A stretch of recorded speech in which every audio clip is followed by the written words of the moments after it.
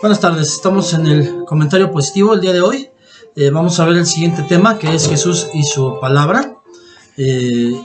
La vez pasada estuvimos hablando del puente de la vida. Hoy es Jesús y su palabra el tema, aquí en el comentario positivo. Y vamos a empezar con una escritura que está en 2 Timoteo 3, 16 y 17. Un segundo.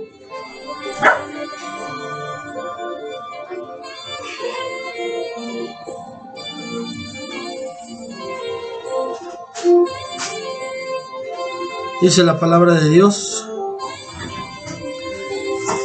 toda escritura es inspirada por Dios y útil para enseñar, para reprender, para corregir, para instruir en justicia, a fin de que el hombre de Dios sea perfecto, equipado para toda buena obra. Entonces, a la pregunta muchas veces respecto a de que nos dicen las personas, bueno, ¿yo cómo puedo o por qué puedo creer en la Biblia si fue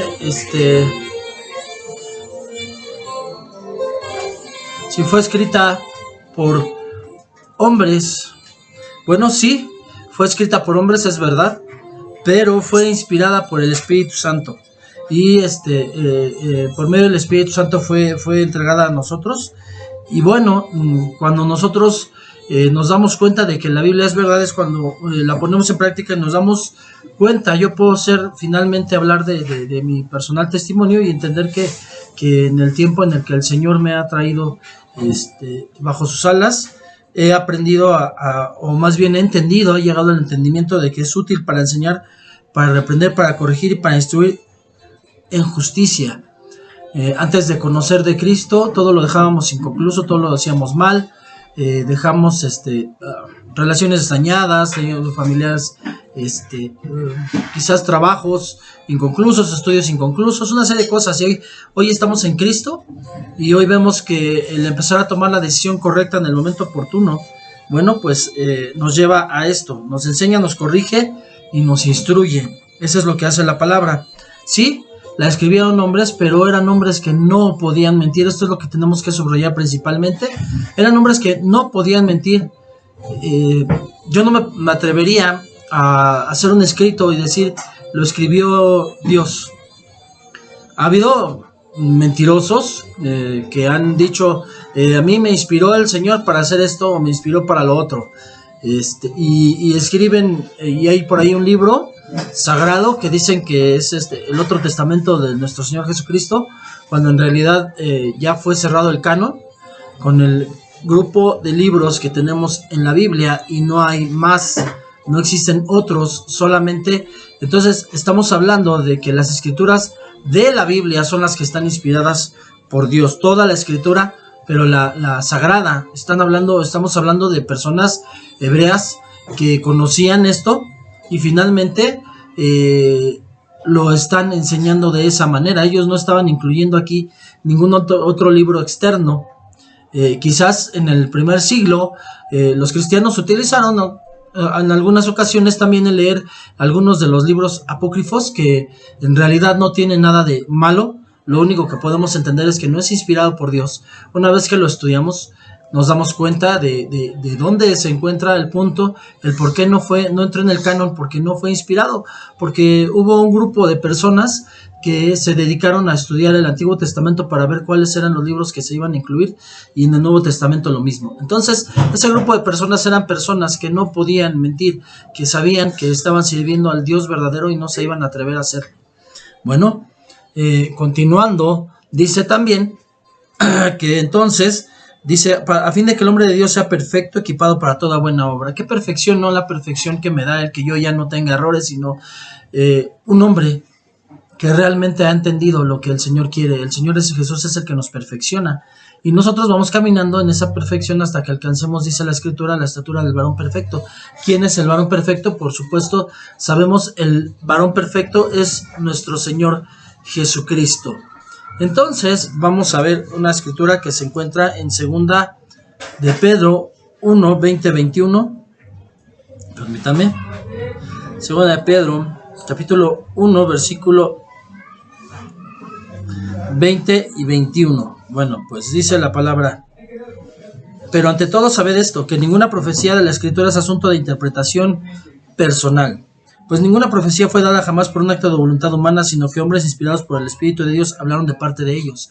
Algo muy, muy importante al empezar a conocer la palabra es que no puedo tener mi propio criterio. Fue inspirada por el Espíritu Santo, por lo tanto no se puede interpretar.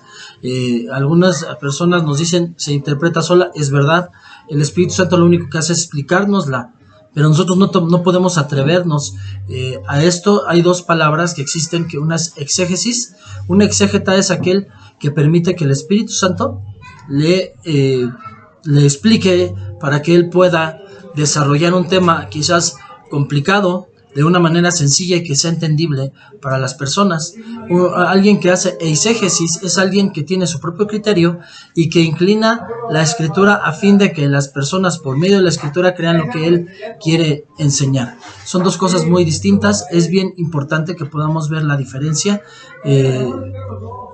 El verdadero siervo de Dios, cuando está predicando la palabra, siempre, si es un verdadero siervo y está con el Espíritu Santo, no va a permitir en su vida, en sí mismo, el hablar algo que no sea lo que el Espíritu de Dios quiere. O sea, nosotros personalmente no podemos meter nuestra propia interpretación. Si se dan cuenta, en todas las clases anteriores, si las han visto, los videos anteriores, cuando empezamos con la oración, y que es en este momento lo que vamos a hacer, que es lo más importante.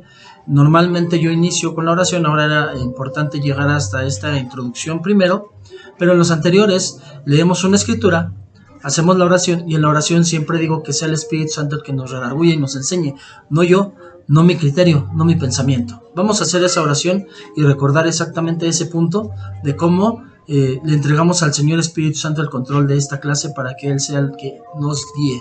Padre, estamos en esta mañana, Padre, bendito, dándole gracias. Primero, por el privilegio, Señor, de poder estar otra vez compartiendo.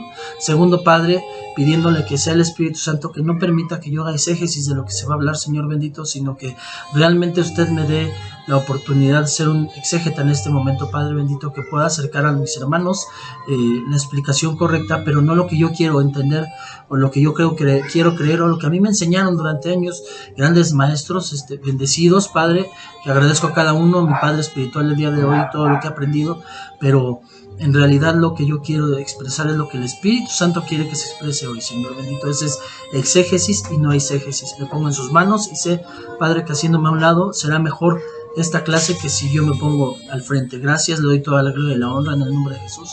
Amén. Entonces, ese es el punto. El punto es que un verdadero siervo de Dios va a buscar el hablar de lo que el Espíritu Santo quiere y no lo que él quiere hablar.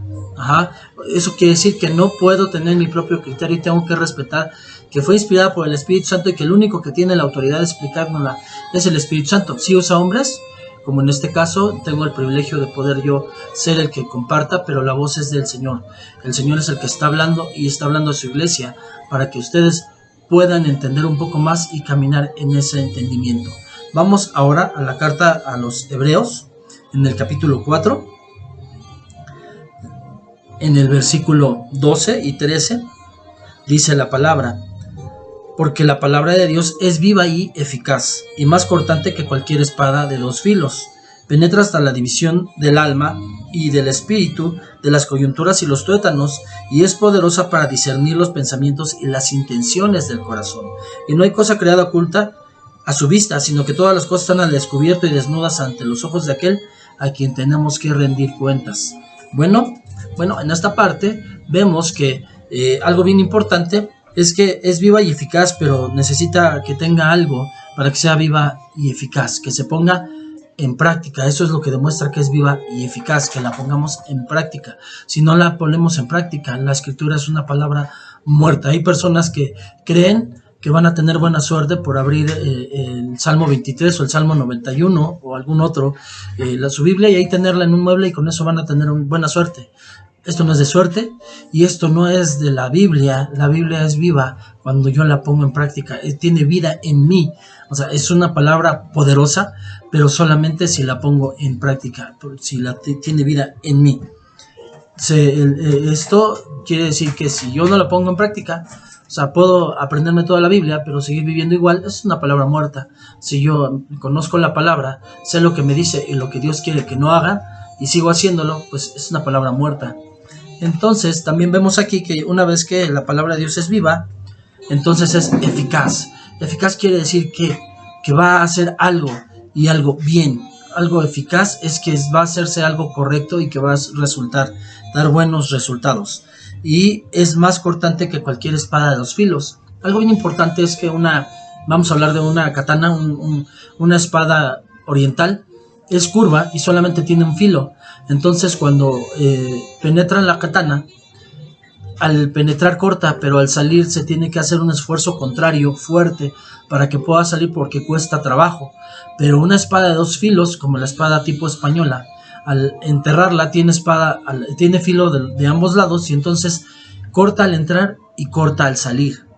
Esto quiere decir, y es bien importante porque en el momento en el que yo la recibo, en el que yo lo estudio, corta, pero en el momento en el que yo empiezo a hablar de ella al salir, también está cortándome, no nada más a ti, en el aspecto de que tú ahora eres el receptor. Yo en un momento fui el receptor, ahora soy el que da la palabra, pero en los dos puntos, para mí, corta y duele en el aspecto de lo que vemos como en Isaías cuando estuvo leyendo el libro que le dio el ángel. Vemos que dice, cómelo, en tu boca va a saber dulce, pero en tu estómago en tu boca va a saber amargo, pero en el estómago va a ser dulce. ¿Qué quiere decir esto? Que la palabra da un buen resultado, pero al principio es amarga, es dolorosa, es fuerte. ¿Por qué? Porque me confronta a entender quién soy verdaderamente. Una persona que no quiere escuchar de Dios, un ateo, no es una persona que realmente no cree en Dios, sino que está peleada con Dios por algo, y es porque no quiere tomar la responsabilidad de su pecado y no quiere entenderlo, y cierra sus oídos a querer escuchar el consejo de Dios, o porque vio un mal ejemplo en terceras personas y dice para ser como él, pero lo que no se está dando cuenta y lo que no le ha entendido, no ha entrado en su corazón, es que la salvación es personal.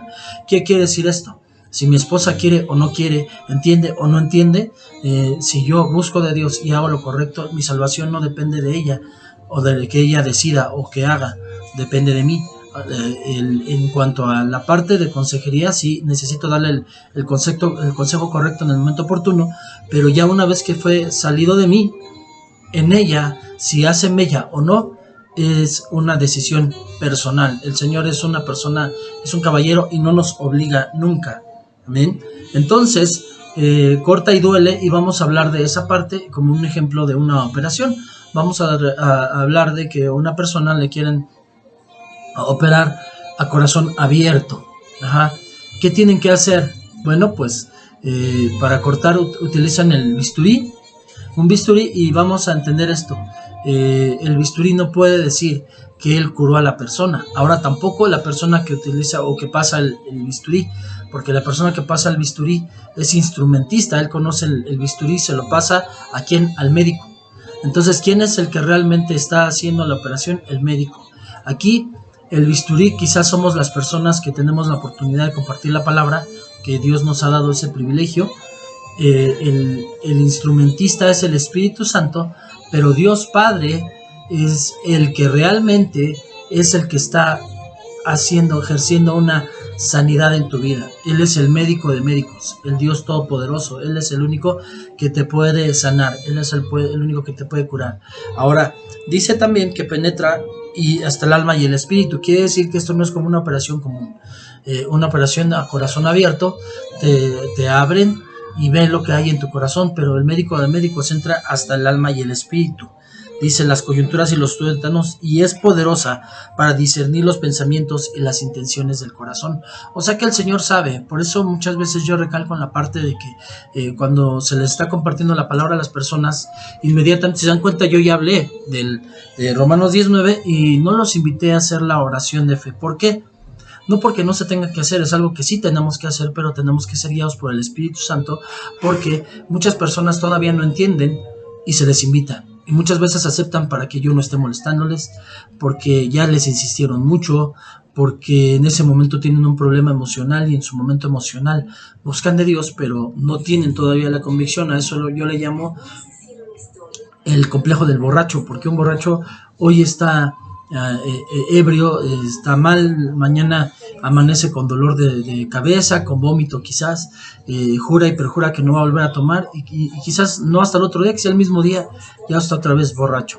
Entonces el hombre muchas veces le invitamos a que haga su oración de fe. Él en ese momento que se siente mal, que está triste, está con un problema, lo acepta, pero después su vida demuestra que realmente lo hizo nada más como una tablita de salvación en ese momento o como un paliativo para que pudiera sentirse mejor, pero no, realmente era un placebo solamente. Un placebo es algo que me hace creer que estoy bien, pero no sirve de nada, y que pues sí sirve en un momento dado en algo, pero no me curó.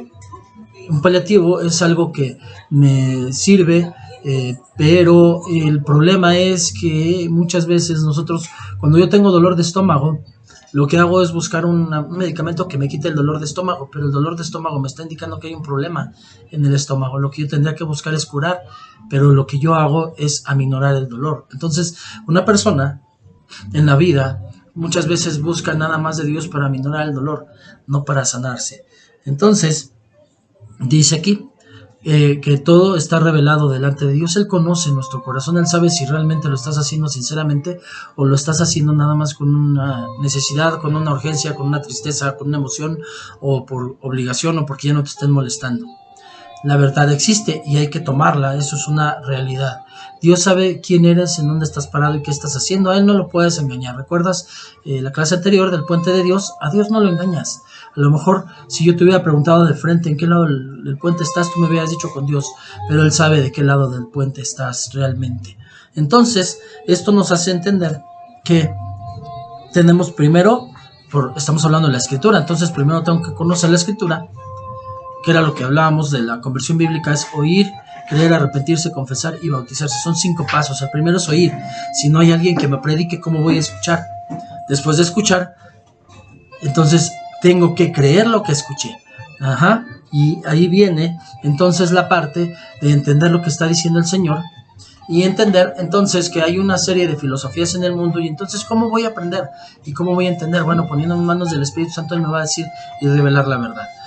Vamos a ver el libro de Marcos, el Evangelio de Marcos, capítulo 7, versículo 1, y dice la palabra de Dios. Los fariseos y algunos de los escribas que habían venido de Jerusalén se reunieron alrededor de él, y vieron que algunos de sus discípulos comían el pan con manos inmundas, es decir, estas estaban sin lavar, porque los fariseos y todos los judíos no comen a menos que se laven las manos cuidadosamente, observando así la tradición de los ancianos, y cuando vuelven de la plaza no comen a menos que se la laven, y hay muchas otras cosas que han recibido para observarlas, como el lavamiento de los vasos, de los cántaros y de las vasijas de cobre. Entonces los fariseos y los escribas le preguntaron: ¿por qué tus discípulos no andan conforme a la tradición de los ancianos, sino que comen con manos inmundas? Y él les dijo: bien profetizó Isaías de vosotros, hipócritas, como está escrito: este pueblo con los labios me honra, pero su corazón está muy lejos de mí. Mas en vano me rinden culto, enseñando como doctrinas preceptos de hombres. Dejando el mandamiento de Dios, os aferráis a la tradición de los hombres. También les decía: astutamente violáis el mandamiento de Dios para guardar vuestra tradición. Porque Moisés dijo: honra a tu padre y a tu madre, y el que hable mal de su padre o de su madre, que muera. Pero vosotros decís: si un hombre dice al padre o a la madre, cualquier cosa mía con que pudieras beneficiarte es corbán, esto es ofrenda a Dios, ya no le dejáis hacer nada en favor de su padre o su madre, invalidando así la palabra de Dios por vuestra tradición, la cual habéis transmitido, y hacéis muchas cosas semejantes a estas. Amén. Entonces vemos aquí que hay una gran diferencia entre tradición y verdad. Los que estaban hablando o con los que estaba hablando el Señor Jesús eran fariseos. El que dijo honra a tu padre y a tu madre era del pueblo judío, y ellos eran fariseos y tenían autoridad para decir lo que decían, pero el hecho de que fueran una autoridad puesta por Dios, el que fueran del pueblo santo, no quería decir que tuvieran la verdad. Ese es un punto bien importante, porque ellos habían convertido lo que hacían en tradición. Ahora, la religión, ¿cuál era la que imperaba en aquel tiempo, en el tiempo de Jesús, en ese lugar donde él estaba? Pues la principal religión obviamente era la judía. No porque tuvieran la mayoría tenían la razón, y no porque tuvieran la mayoría tenían la verdad. Cuando vemos las elecciones presidenciales en algún país, por poner un ejemplo, no vamos a hablar de un específico, y cuando vemos quizás los malos resultados de ese presidente y vemos que fue una votación la que lo llevó, nos damos cuenta de que la mayoría no tuvo la razón, en realidad. Eso es una realidad. Entonces vemos que también eso se da en la palabra. Hoy hay muchas iglesias y de hecho se podría decir que la iglesia que aparentemente por los números a nivel mundial es la más grande, no quiere decir que porque sea la más grande tiene razón, tiene la verdad, o que sus tradiciones son las correctas, porque muchas de las tradiciones que hicieron hasta la religión judía, que fue la original primera para Dios, estaba llena de tradiciones hipócritas que no le gustaban a Dios. Hoy hay muchas iglesias que hacen, y es más, llegando hasta un punto más extremo, les puedo garantizar que aún hasta en la iglesia cristiana hay personas que han hecho de la iglesia una religión, una tradición, y ya no llevan la verdad. ¿Por qué? Porque la llevan en su boca, dice, con sus labios me honran, pero su corazón está lejos de mí. Entonces aquí tenemos que entender que hay una gran diferencia. Las tradiciones producen adoración vana. Entonces puedo estar en el lugar correcto, pero estar haciendo de la fe una tradición, y entonces no. Ahora, la más antigua, en el lugar donde estaba el Señor Jesús, era también la religión judía. No quiere decir que la más antigua sea la mejor o que produzca la verdad. Aquí vemos que aquí en nuestro país, la religión más antigua que se profesa posterior a la colonización, no quiere decir que porque sea la mayoría, porque tengan muchas tradiciones y aparentemente muchas obras piadosas, y porque sea la más antigua, no quiere decir que tengan la verdad. Esto es algo bien importante. Ahora, no estoy diciendo que no la tengan. El Espíritu Santo es el que va a demostrar quién es el que tiene la verdad y por qué respalda al que tiene la verdad. Vamos ahora al Evangelio de Juan capítulo 8.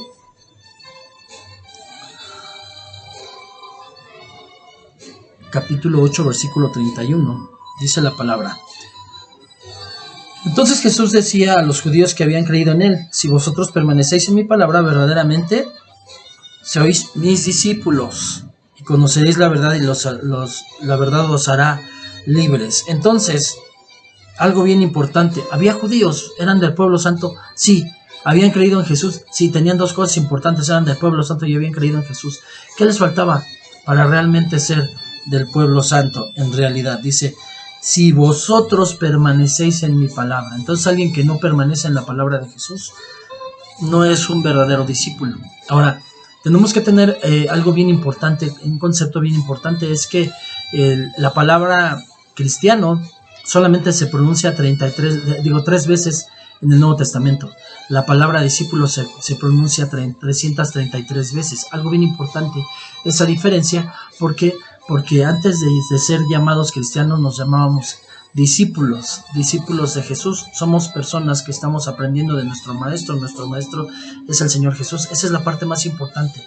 Entonces, si yo estoy aprendiendo del Señor Jesús, para que yo realmente sea de él, tengo que permanecer en su palabra. ¿Qué quiere decir? Obedecer lo que él me dice. Si yo no obedezco lo que él me dice, entonces estoy mal. Dice: entonces, si obedeces, conocerás la verdad, y la verdad te hará libre. Algo bien importante, algo que he aprendido por medio de mi padre espiritual, por mi cobertura, es que no dice que la verdad me hace libre.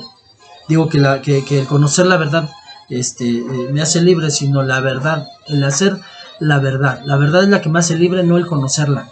Yo conozco la verdad, pero no es conocer la verdad lo que me hace libre, sino la verdad misma es la que me hace libre. Entonces, yo tengo que ser hacedor de la verdad para que yo pueda ser libre. La verdad es Jesús. Entonces yo tengo que conocer a Jesús para ser libre. Entonces no es suficiente con conocer la verdad. Muchos conocen la verdad, pero no son libres. ¿Por qué no son libres? Porque la conocen. Pero una cosa es que yo podría decirles hoy que si yo saliera a hacer una encuesta y preguntara que ¿quién conoce a Pedro Infante? Pues hasta las nuevas generaciones me pueden decir yo, y conozco sus canciones.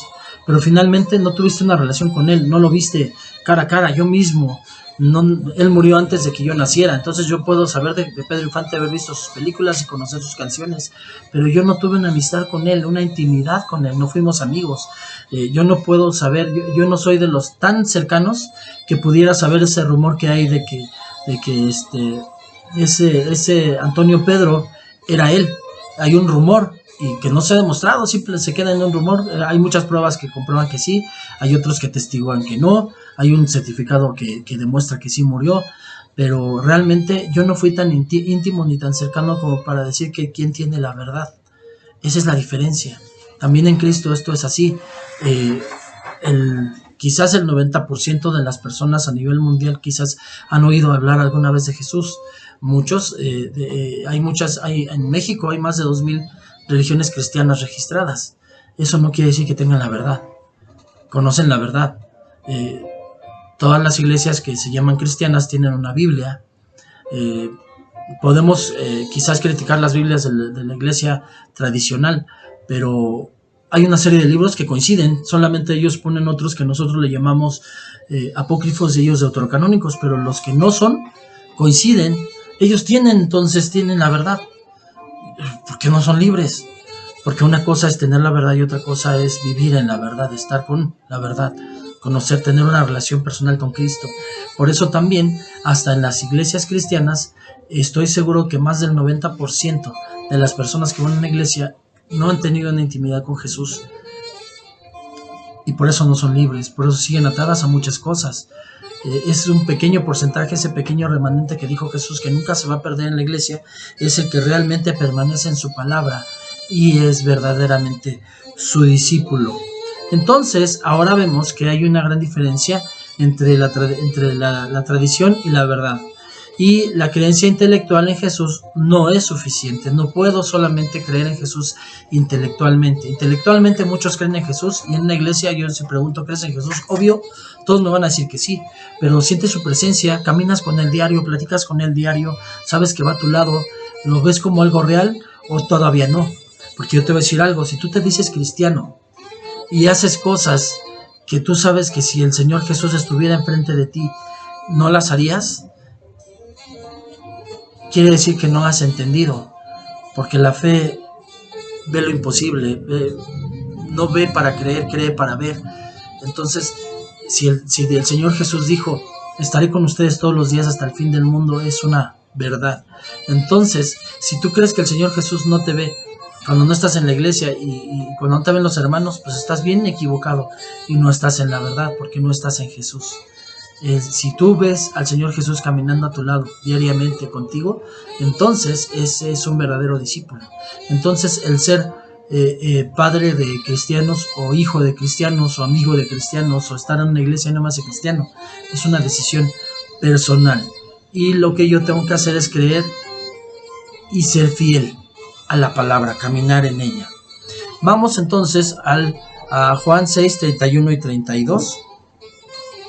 Juan 6, 31 y 32.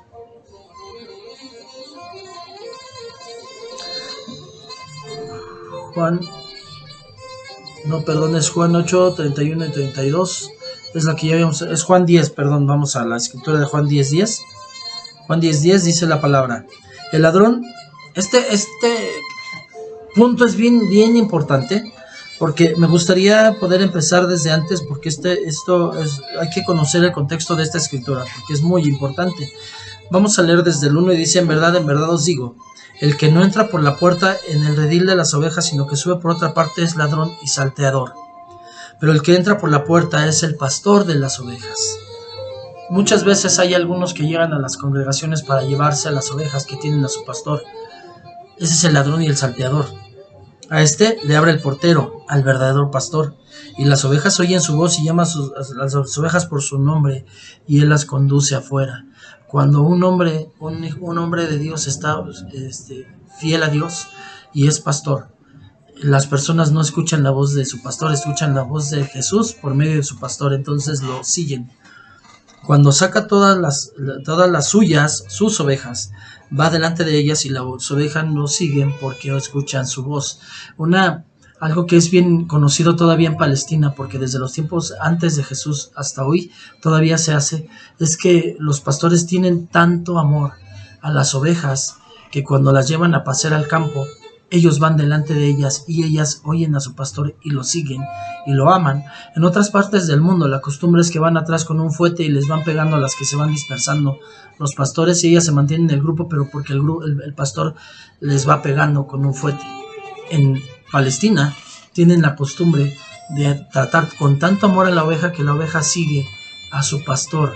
El pastor va adelante y ellas lo siguen porque se saben cuidadas y protegidas por su pastor. A eso se refiere esta palabra en donde dice que las ovejas lo siguen porque conocen su voz. Versículo 5, pero a un desconocido no seguirán, sino que huirán de él porque no conocen la voz de los extraños.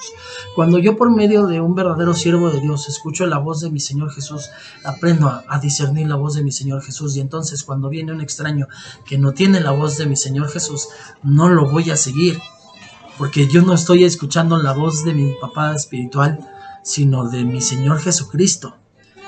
Esa es la voz que escucho cuando yo voy a la iglesia y escucho una prédica, una profecía, una oración, la persona que esté parada en el púlpito, pero cuando alguien no es de Dios, no voy a escuchar esa voz, porque esa voz no es la de mi Señor Jesucristo. Amén. Jesús les habló por medio de esta alegoría, pero ellos no entendieron qué era lo que les decía. Entonces Jesús les dijo de nuevo, en verdad os dijo, yo soy la puerta de las ovejas. Todos los que vinieron antes de mí son ladrones y salteadores, pero las ovejas no hicieron caso. Yo soy la puerta, y si alguno entra por mí será salvo, y entrará y saldrá y hallará pasto. Ahora sí, vamos al punto, pero ya vemos el contexto. El ladrón solo viene a robar, matar y destruir. Yo he venido para que tengan vida y la tengan en abundancia. Siempre nos han enseñado en esta escritura que el ladrón es el diablo. Error, no es el diablo. Estamos leyendo aquí que está hablando de que hay ladrón y salteador y eran pastores falsos. Y vamos a ver por qué estoy hablando de que es un error. Yo soy el buen pastor da su vida por las ovejas. Pero el que es un asalariado y no un pastor, ese no es dueño de las ovejas, ve venir al lobo y abandona las ovejas y huye, y el lobo las arrebata y las dispersa. Él huye porque solo trabaja por el pago y no le importan las ovejas. El lobo es el diablo. Entonces, el salteador y el ladrón, el que me dicen, sí tiene las características del diablo, pero no es el diablo. Es un pastor, es alguien que está enseñando la palabra, pero la está enseñando con eisegesis, que es lo que hablábamos al principio, y fuerza la palabra para enseñar lo que él quiere, y entonces nada más lo hace por el dinero que puede recibir de las ovejas, no por lo que puede hacer él por las ovejas, porque las ama y las protege. Y entonces él, al ser salteador, cuando ve venir al lobo, abandona, porque él no es el dueño de las ovejas, porque el dueño de las ovejas es el Señor Jesús.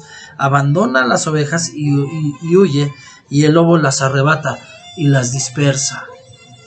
Él huye porque solo trabaja por el pago y no le importan las ovejas. Entonces nos damos cuenta que el versículo 10, que siempre nos han dicho que el ladrón que viene para robar, matar y destruir es el diablo, no, es el falso pastor que te está enseñando eisegesis y está utilizando la palabra para enseñar lo que a él le conviene y no lo correcto. Ese es el ladrón. Y entonces el verdadero pastor conoce a las ovejas y las ovejas lo siguen. Entonces, cuando tú te das cuenta de que un siervo de Dios es verdadero siervo de Dios, tú sigues porque conociste no al siervo de Dios, primero conociste la voz del pastor verdadero, que es el Señor Jesús, y entonces empiezas a seguir al que realmente es un siervo de Dios y que no viene por el salario, por el pago. Quizás sí dice la palabra que el trabajador tiene derecho a su pago y que finalmente el sacerdote de eso se mantiene, y eso es lo correcto, y eso aún está en el Nuevo Testamento y Pablo también lo afirmó. Pero esto no quiere decir entonces que el líder, el ministro, vaya por el dinero. El dinero es una forma de que Dios lo bendice por hacer con amor su trabajo, pero el que va solamente por el trabajo y por el dinero y no por las ovejas, ese va a robarles el dinero a las ovejas, y cuando vea venir al lobo se va a ir. Entonces podemos, este es el punto, que la creencia intelectual de Jesús no es suficiente, hay que ser fiel a su palabra. Y entonces tenemos que entender que dice aquí que el verdadero pastor nos salva. ¿De qué nos salva el pastor? ¿De qué te salvó Jesús? Porque todos siempre hemos escuchado que nos salvó. Uno dice de mi pecado, de mi vida anterior, de lo que yo soy. Otros más pueden divagar y decir otras cosas más, pero finalmente de lo que te salvó el Señor Jesús es que una vez que tú entendiste lo bueno y lo malo y estabas haciendo lo malo, todos hemos pecado y estamos lejos de la presencia salvadora de Dios. ¿Qué quiere decir esto? Que todos ya lo vimos, la paga del pecado es muerte espiritual, es irte al infierno. Entonces, ¿de qué me salvó el Señor Jesús? De irme al infierno, cuando una vez que le creo. Eso es de lo que Él me salvó. ¿Qué quiere decir? Que podemos escapar del infierno y que nuestra vida, el verdadero propósito es que la Escritura se cumpla en nuestras vidas. Ese es el verdadero propósito. Y bueno, dice que también que tengamos vida y que la tengamos en abundancia. En abundancia. Ya les decía yo que en este aspecto, la verdad es que una persona que vive en el Evangelio y vive pobre, pero con carencias, algo está pasando, o no ha sido transformado, o no ha entendido, o no le cree a Jesús, o está en pecado.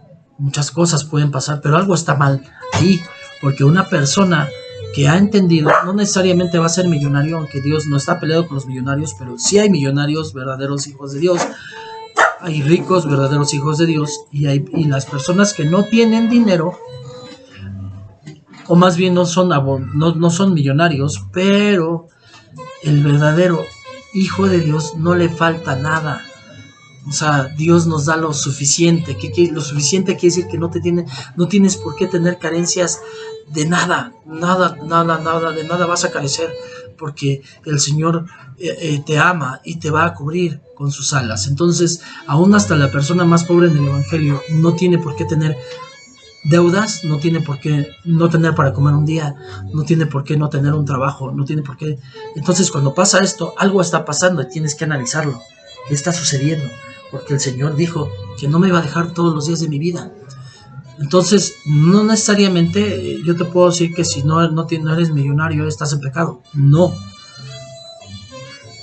Pero sí el hecho de que si no tienes lo suficiente, algo está en tu vida y tienes que analizar qué es lo que está pasando mal en tu vida para que realmente puedas empezar a disfrutar de las bendiciones de Dios, porque un hijo de Dios, dice la Escritura, joven fui y he envejecido y no he visto, y yo se los voy a parafrasear, un hijo que mendigue pan. No existe. O sea, un verdadero hijo de Dios no va a mendigar pan, no va a necesitar nada. Amén. Entonces, vamos a Juan capítulo 12, versículo 46. Dice la palabra de Dios: yo la luz he venido al mundo para que todo el que cree en mí no permanezca en tinieblas. Si alguno oye mis palabras y no las guarda, yo no lo juzgo, porque no vine al mundo a juzgar al mundo, sino a salvar al mundo. El que me rechaza y no recibe mis palabras tiene quien lo juzgue. La palabra que he hablado, esta lo juzgará el día final, porque yo no he hablado por mi cuenta, sino que el Padre mismo que me ha enviado me ha dado mandamiento sobre lo que he de decir y lo que he de hablar. Y sé que su mandamiento es vida eterna, por eso lo hablo. Lo hablo tal como el Padre me lo ha dicho. Entonces, un verdadero exégeta no interpreta la Biblia, sino te lee la Biblia tal cual y te la explica, y entonces tú tienes derecho a confirmar o a decir, no, es que tú dijiste algo que es incorrecto. Y si yo estoy diciendo algo mal, yo lo voy a aceptar delante de Dios, porque yo quiero ser un verdadero siervo de Dios y sé que no soy perfecto. Por eso te invito a que puedas dejar tus comentarios también al pie, y te voy a poner también ahí ya mis redes sociales para que también puedas hacer comentarios por medio de mi Facebook o puedas hacerlo por medio de Instagram. En esta parte, entonces, algo que tenemos que entender es que el Señor no vino a juzgarte. Él me pide y me dice que comparta la fe. Muchas veces hay gente que me dice, que ha llegado a hablar conmigo y me dice, es que yo le he hablado tanto tiempo a mi mamá o a mi hijo y no quiere llegar a la iglesia, no entiende. Primero, pueden pasar dos cosas. Nosotros, al ser imperfectos, y aún también quizás si nosotros llegamos a entender al Señor Jesucristo, y quizás ya éramos cristianos pero no habíamos puesto en práctica, que es algo que vimos aquí, nuestros hijos pudieron haber quedado dañados por muchos malos testimonios que nosotros dimos, malos ejemplos, y dudar. Aquí yo lo único que tengo que hacer, yo no los puedo obligar a que crean, yo les tengo que enseñar lo correcto. Si ellos quieren escuchar o no, es ya su parte. Si ellos quieren caminar en lo correcto, ya es su parte. Yo lo único que tengo que hacer es compartirles y orar por ellos. Así sea mi hijo, así sea mi padre, así sea un amigo que ya llevo mucho tiempo compartiéndole. El Señor no me vino a juzgar, sino su palabra me va a juzgar. ¿Qué quiere decir? Que el Señor no los está condenando ahora. Él les está hablando para que ellos volteen a ver al Señor Jesús, y si no quieren hacer caso, pues ya tienen quien los juzgue, que es la palabra que Él dejó. Yo lo único que hice fue darles el conocimiento de esa palabra y hacerles entender que la salvación es personal, y sin embargo, si yo cometí errores o fallas, pues yo ya me puse cuentas con Dios y yo tengo que mejorar, y lo que yo tengo que hacer es ser un buen testimonio. Pero si esas personas no quieren entender, pues ellos tienen su parte, que es conocer de Dios, tener una relación y entonces creer.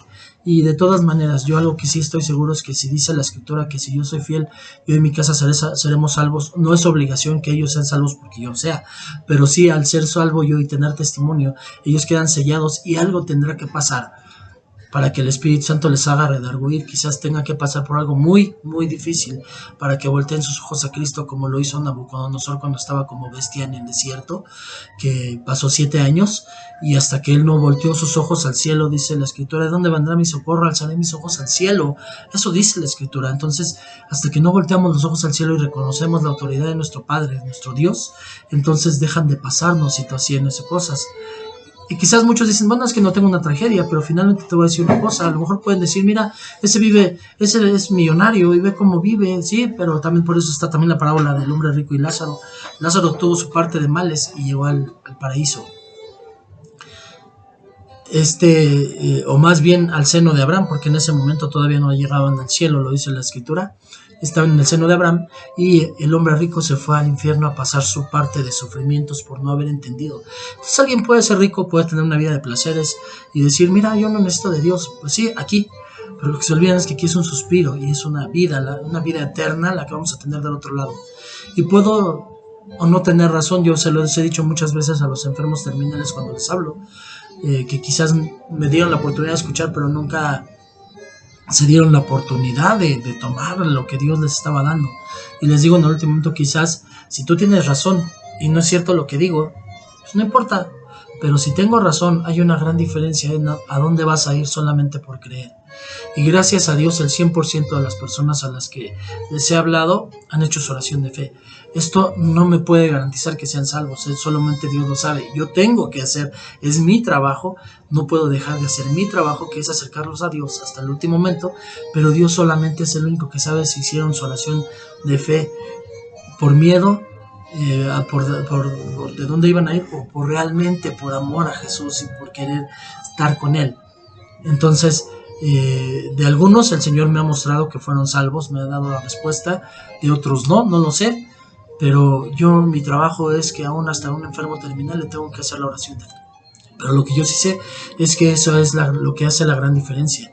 Si tú no quieres creer, pues no importa dónde vayas cuando mueras, pero algún día vas a tener que morir, porque nadie sale vivo de este mundo, a menos que nos alcance el arrebatamiento, y gloria a Dios.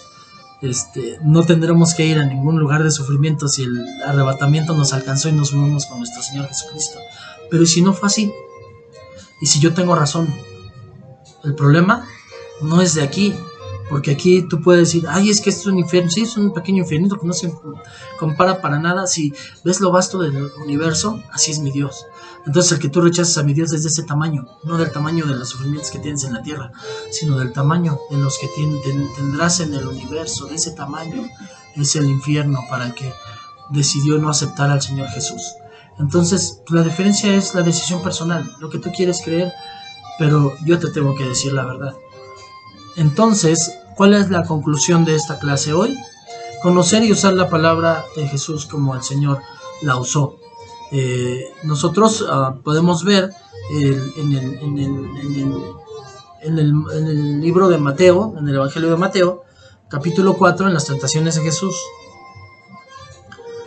Mateo 4, esta es la conclusión, Mateo 4,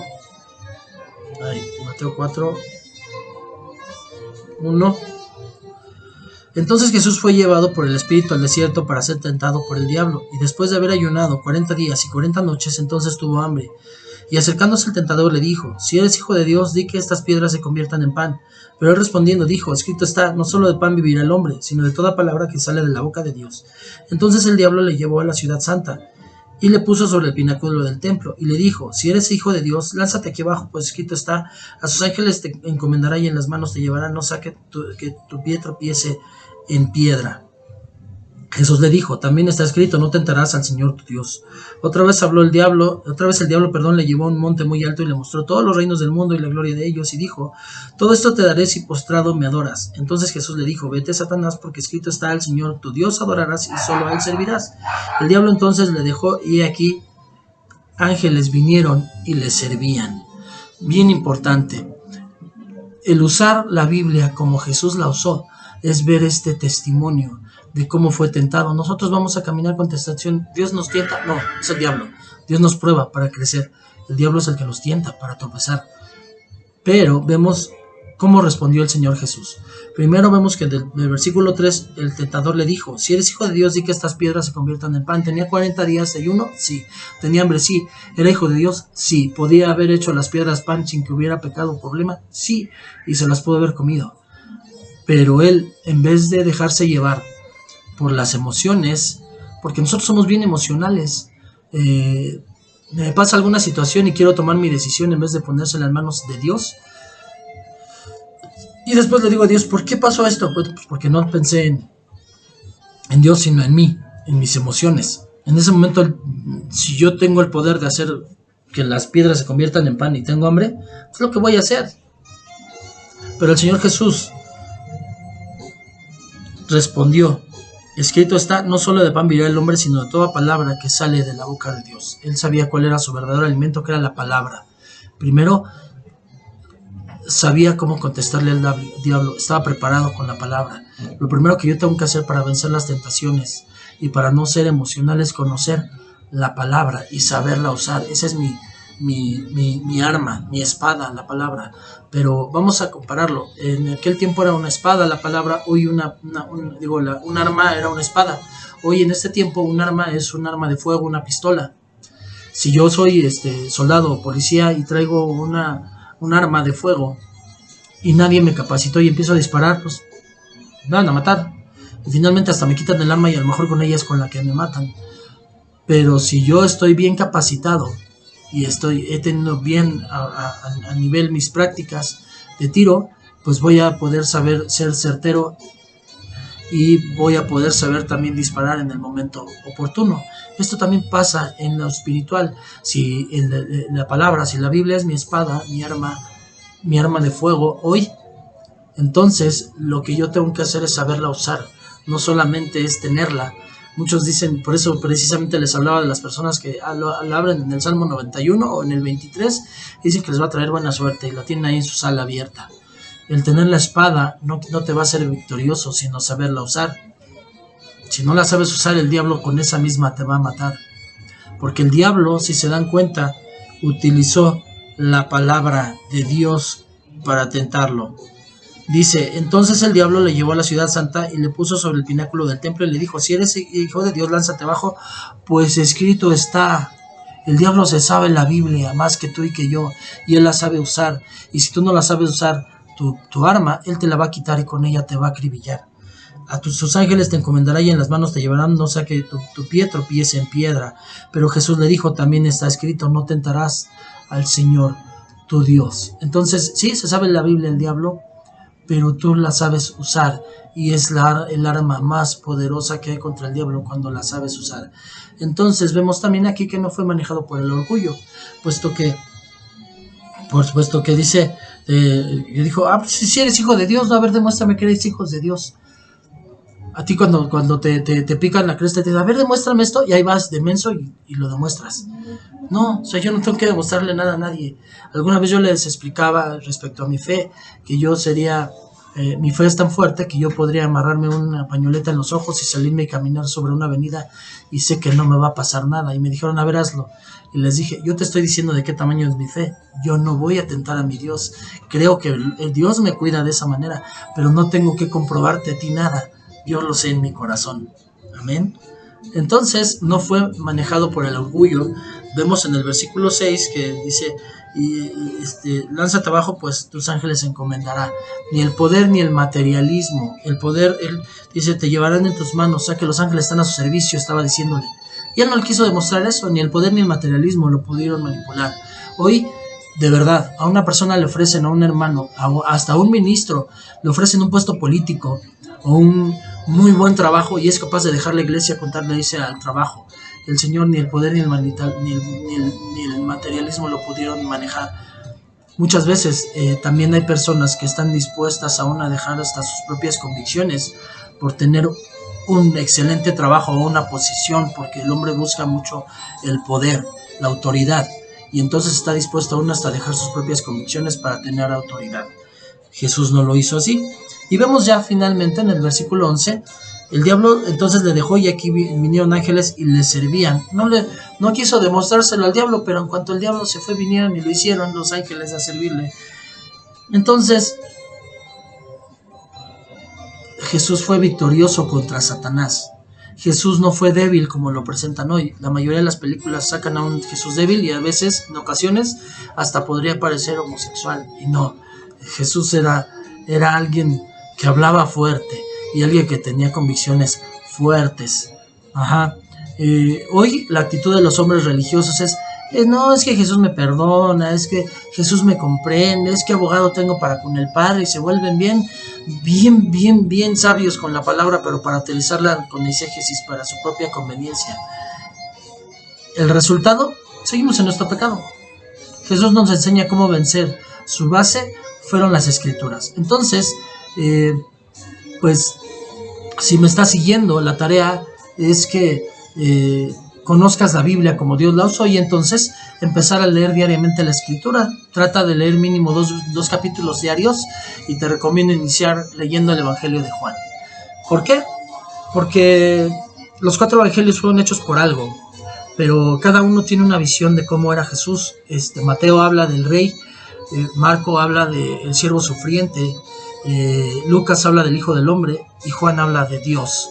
Nosotros, nuestra convicción es que Jesús es Dios y somos cristocéntricos. Entonces primero tenemos que empezar desde esa visión de Jesús Dios y de ahí partir. Entonces de ahí leemos Juan, nos seguimos con los evangelios y después no hay problema, Lucas, ya una vez que leímos Juan, Lucas nos seguimos con Hechos, son del mismo autor y es una continuidad, así que le vamos a tener dar una continuidad más lógica a la historia. Terminamos el nuevo y empezamos el antiguo a la visión del nuevo, y entonces no nos vamos a judaizar, sino que vamos a entender la ley y vamos a entender que no fue abolida, sino que hoy la tenemos que ver a la luz del Nuevo Testamento. Vamos a dar gracias, hoy terminamos, papito, gracias por el privilegio de poder compartir la palabra, gracias porque sé que usted me está respaldando en este momento, gracias porque el Espíritu Santo es el que habló y aún a mí me habla en mi corazón, porque sé bien que sé, Padre bendito, que todavía hay muchas cosas que tengo que cambiar y muchas cosas que tengo que crecer para hacer la estatura del varón perfecto, Señor bendito. Gracias por la posición en la que usted nos tiene, porque pues Ebenezer, así hasta aquí hemos llegado, porque usted hasta aquí nos ha traído. Gracias, Padre bendito. Le doy toda la gloria y la honra y le pido, Padre, no por mí, Padre bendito, sino por las personas que pueden leer el mensaje, que este mensaje sea compartido, que sea conocido por mucha gente, Señor bendito, y que pueda servir y dar fruto en mucha gente para que puedan tener una intimidad con usted principalmente. Gracias, le doy toda la gloria y la honra en el nombre de Jesús. Amén y amén. Muchas gracias, estamos pendientes, vamos a seguir con este tema de principios básicos. Este es el tercer tema de principios básicos que vemos, todavía nos falta. Y vamos a continuar con este tema. Le doy toda la gloria a Dios y le doy gracias a Dios por su vida. Que Dios bendiga mucho a cada uno de los que están viendo este video en el nombre de Jesús. Amén.